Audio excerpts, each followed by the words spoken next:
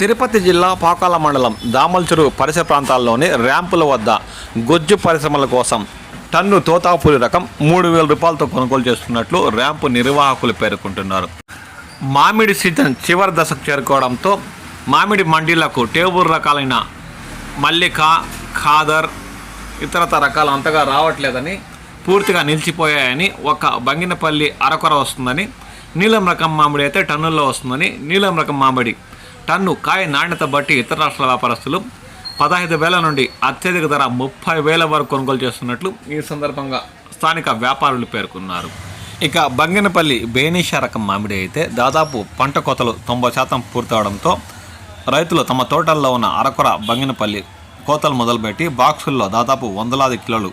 దామల్చెరు mango market తరలిస్తున్నారని, kilo ప్రారంభం 28 రూపాయల నుండి అత్యధిక ధర కిలో 34 రూపాయల వరకు బేనిషా రకం మామిడి కొనుగోలు చేస్తున్నట్లు స్థానిక వ్యాపారులు పేర్కొన్నారు. వారం 10 రోజుల్లో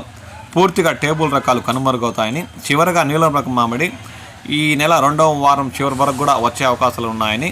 మరికొంతమంది తమ తోటలోని నీలం రకం మామిడి కోతలు మొదలు పెట్టకపోవడంతో అవి 7వ నెల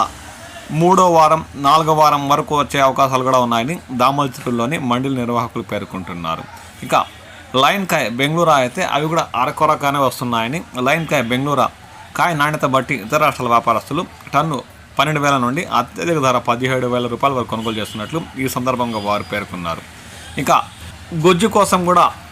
ఈ నెల 15వ తేదీలోపు ర్యాంపుల వద్ద కూడా కొనుగోళ్లు చాలా వరకు తగ్గిపోయే అవకాశం ఉందని వారు పేర్కొన్నారు.